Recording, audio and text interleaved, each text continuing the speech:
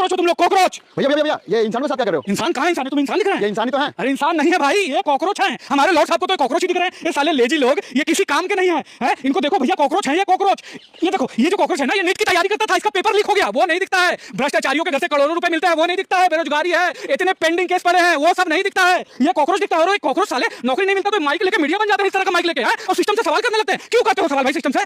System से सवाल मत करो, किसी भी पार्टी का झंडा उठा के चलो पीछे पीछे, तभी तो वो लोग 500 करोड़ का घोटाला करेंगे ना, और तभी तो उनके बच्चे विदेश में पढ़ेंगे। सवाल मत करो किसी से, और उनके बच्चे विदेश में पढ़ेंगे, और तुम साले कॉकरोच, तुम यहीं पे मरोगे, यहीं पे मरोगे। लेकिन कमाल की चीज बताऊं, ये जो कॉकरोच होते हैं ना, ये मरते नहीं इतनी आसानी से।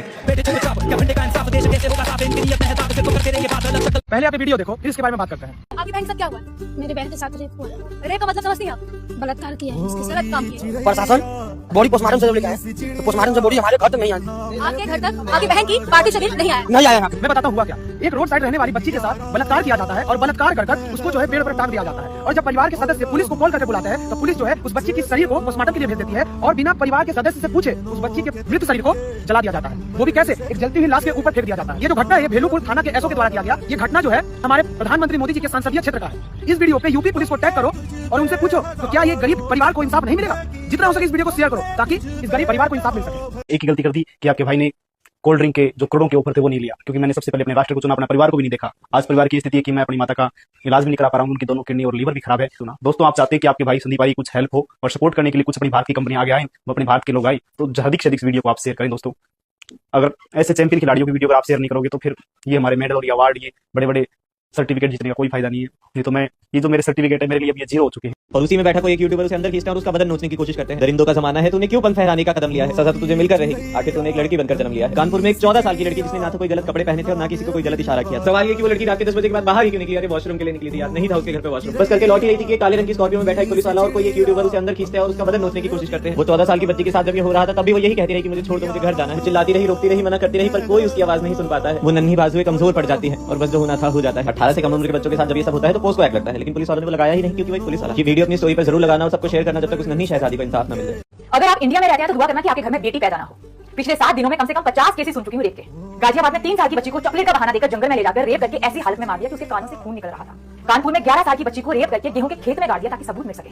यूपी में 5 साल की बच्ची के साथ रेप करके उसे छत से नीचे फेंक दिया। पूछा कि क्यों किया तो कहते फन के लिए। गुजरात में 8 लोगों ने मिलकर 15 साल की बच्ची के साथ रेप किया। हरियाणा में एक हॉकी कोच ने अपने स्टूडेंट के साथ रेप किया। पानीपत में 2 लोगों ने एक औरत का रेप किया। सही कसर एक बाप ने अपने दोस्त के साथ मिलकर अपनी बेटी का रेप करवा दिया। पार्लियामेंट में एक मिनिस्टर भाषण देते हुए कहते हैं कि अगर रेप हो रहा है तो लेटे रहो और एंजॉय करो। नेताजी, अगर आपकी पोती, आपकी बच्ची, आपकी 2 साल की बच्ची के साथ रेप होगा तभी यही बोलोगे? इंसान तो इंसान, जानवर भी सेफ नहीं है। गाय के साथ रेप हो रहा है, बकरी के साथ रेप हो रहा है, अभी कुत्ते के बच्चे के साथ रेप, 2 महीने का बेबी, छोटा सा पप्पी, उसके साथ रेप कर रहे हैं ये लोग। मतलब हैवानियत कितना गिरेगी? अभी ये बोलना चाहोगे कि लड़की की गलती है, छोटे कपड़े पहने होंगे उसे। हाँ, 80 साल की दादी ने स्कर्ट पहन के घूम रही थी। हाँ, वो बच्ची भी दिखा रही थी, कुछ तो उसने दिखाया होगा ऐसा कि हाँ वो रोक नहीं पाया होगा हैवान खुद को।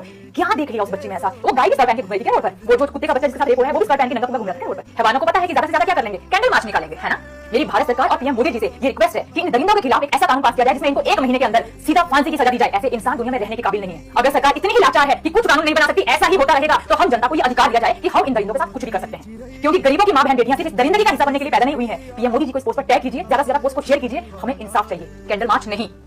यतीम बच्ची हूँ, बेवा माँ है मेरी, कोई कमाने वाला नहीं है, क्या कमाऊंगी मैं? डर नहीं है मुझे किसी का। एक जान बची है वो भी ले लो हमसे।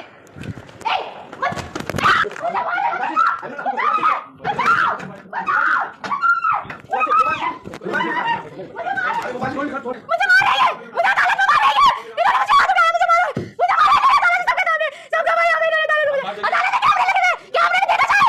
वकील ने मारा मुझे, मेरे को प्रूफ है, इस वकील ने मारा मुझे, इसने सब गवाह यहाँ पे, सब गवाह यहाँ पे, इसने मारा मुझे, गलत गवाह मेरा सबके सामने। पर मुझे बताओ, लड़कियां रात में देर तक क्यों नहीं रुक पाई? किससे डर है? लड़कियों से डर नहीं है, डर तो उनको लड़कों से ही है एक्चुअली, इसलिए तो नहीं रुक पा रही।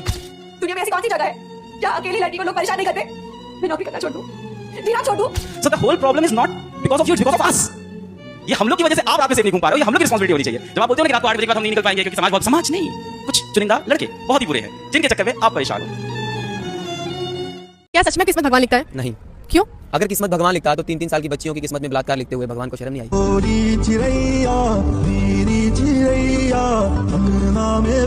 भाई आपको क्या लगता है इन दो लोगों को आप क्यों नहीं जानते? सरकार इन दो लोगों को अगर रिकॉग्नाइज कर देगी तो इस देश में रेप होने बंद हो जाएंगे। जी हाँ, इस लड़के का नाम है सिद्धार्थ मंडल, 25 साल का है। 2012 में निर्भया कांड हुआ था। उस समय ये बच्चा 12 साल का था। इसके दिल और दिमाग पे उस घटना का ऐसा प्रभाव हुआ था कि जब तक ये 17 साल का हुआ तो इसने एक ऐसा डिवाइस बनाया जिसका नाम था इलेक्ट्रो शू, मतलब एक ऐसा जूता जिसे अगर कोई लड़की पहनती है और उसके बाद उसे कोई छूता है, जबरदस्ती करता है तो उसे जोर का करंट लगेगा। अब दूसरा, ये लेडी है मनीषा मोहन, MIT USA की एक इंडियन साइंटिस्ट है। इसने एक सेंसर बनाया जो किसी भी कपड़े पर चिपक सकता है और अगर कोई लड़की के साथ जबरदस्ती करता है ये सेंसर तुरंत लोकेशन भेजेगा और उसका फोन जोर से बजने लगेगा। इन दोनों ने ही अपने प्रोडक्ट की सक्सेसफुल टेस्टिंग करके इसको पब्लिक किया था। सरकार ने क्या बोला? सिद्धार्थ को ये कहा कि भाई इससे तो कोई भी छुएगा कितना खतरनाक है, उसे तो जोर का करंट लगेगा, उसे तो नुकसान हो सकता है। मनीषा को ये कहा कि यार ये तो सिर्फ प्रोटोटाइप है, प्रोडक्ट बनाओ। मैं सरकार से सवाल पूछना चाहता हूं, क्या आपके पास साइंटिस्ट नहीं है, आपके पास पैसे नहीं है, आप एक वुमेन सेफ्टी प्रोडक्ट देश में नहीं इंटरनेशनल लेवल पे बना के बेच सकते हो? लेकिन पता विडंबना क्या है? जिस देश में 151 MP और MLA रेपिस्ट हो, पार्लियामेंट में रेपिस्ट बैठते हो, उस देश में थोड़ी लागू होगा। ताकत सिर्फ जनता के पास बची है। मैंने एक वीडियो क्यों बनाया? ताकि मुद्दा उठे। आपको इस वीडियो को शेयर करना ताकि इन लोगों को फंडिंग मिले। कोई नहीं मदद कर रहा, हम लोग करेंगे, इसलिए शेयर जरूर करें, स्टोरी पे जरूर लगाएं। रिपोर्ट लिखवानी है सर। अरे किस बात की रिपोर्ट लिखानी है? गलत हो गया सर। किसके साथ गलत हो गया? मेरी बहन के साथ गलत हो गया सर। बहन के साथ? बैठो। अरे मानसो, एक गिलास पानी लाना। वैसे कहाँ पे हुआ ये सब? यही पास वाले पार्क में। टाइम क्या हो रहा था? 9, साढ़े 9 के करीब सर। हद है यार, 9 साढ़े 9 बजे लड़की अगर घर से बाहर निकलेगी तो ये सब तो वैसे छोड़ो। आरोपी को जानते हो तुम? वो MLA का बेटा था सर। देख रहे हो हिमांशु, कहीं तुम उनको फंसा तो नहीं रहे हो? कहीं तेरी बहन का चक्कर तो नहीं चल रहा है उसके साथ? कहीं पैसे खाने का इरादा तो नहीं तुम्हारा? ऐसा वैसा कुछ भी नहीं था। आप रिपोर्ट लिखिए। हम तो लिख लेंगे रिपोर्ट, उसमें क्या है? चलो बताओ, पहना क्या था उसने? अबे वो सिर्फ नॉर्मल रूटीन क्वेश्चन है। पतझड़ क्यों ले आए, मन का लम्हा आए, रूखी डाली सा